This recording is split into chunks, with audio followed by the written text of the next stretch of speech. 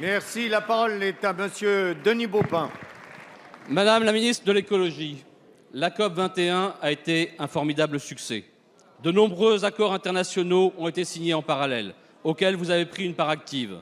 Ils sont au moins aussi structurants pour notre avenir, comme l'Alliance solaire internationale que vous avez concrétisée en Inde en janvier avec le président de la République et le Premier ministre Modi. L'énergie solaire connaît un formidable développement. Ses prix baissent à une vitesse que personne n'aurait imaginée. D'ici 2030, on en pronostique une nouvelle division par 2 et une multiplication par 5 de la puissance installée. Cette révolution traverse tous les pays. Combinée au numérique et à l'efficacité énergétique, elle va modifier fondamentalement nos systèmes énergétiques en organisant un pilotage fin et décentralisé, en facilitant l'accès à l'électricité de millions de personnes qui en sont privées. Notre pays ne peut rester à l'écart de ce formidable potentiel, d'autant que nous disposons de pépites technologiques de pointe dans le solaire à haut rendement, les énergies marines, la route solaire, les turbines éoliennes, le stockage, les réseaux intelligents. C'est là que le CEA dépose dorénavant le plus de brevets. Madame la ministre, le gouvernement va bientôt publier une première programmation pluriannuelle de l'énergie qui se doit d'être ambitieuse. Mais nous n'y arriverons pas sans une politique industrielle volontariste, tournée vers l'avenir, qui dépasse les énergies du passé, centralisées, coûteuses et dangereuses.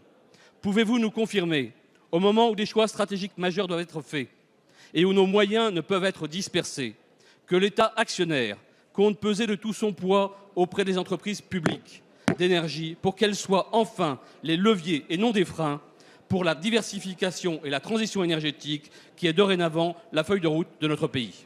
Merci. La parole est à Madame Ségolène Royal, ministre de l'écologie, du développement durable et de l'énergie. Merci, Monsieur le Président. Monsieur le député, Mesdames et Messieurs les députés, vous savez que la représentation nationale a voté un objectif ambitieux de production de 40% d'électricité en 2030 à partir des énergies renouvelables.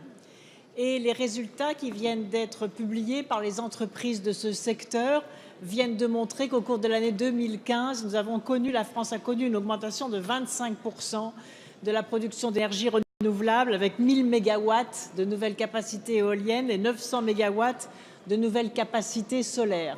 Et donc les entreprises sont très mobilisées, nous allons continuer à les encourager. Mon objectif, c'est qu'au cours de l'année 2016, également, il y ait une augmentation de 25% de la production d'énergie renouvelable. De quelle façon? De 3 façons. D'abord, continuer à simplifier les procédures. Vous savez que j'ai créé le permis unique, et non seulement pour l'éolien, mais aussi pour la méthanisation.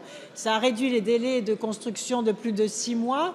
Ensuite, en lançant des appels d'offres très ambitieux, nous avons doublé l'appel d'offres dans le photovoltaïque. Je vois sur tous vos territoires s'installer des entreprises sur ce secteur photovoltaïque. Nous avons doublé le plan chaleur et j'observe aussi que les territoires à énergie positive, les 400 territoires à énergie positive se mobilisent et s'activent pour faire monter en puissance les énergies renouvelables. Nous devons donc continuer sur cette voie. L'État actionnaire, en effet, pousse en avant les entreprises dans lesquelles il est actionnaire pour accélérer la transition énergétique.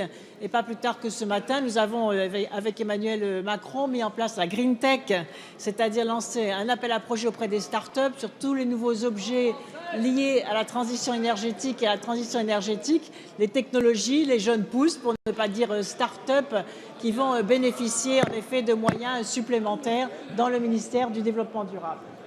Merci Madame la ministre.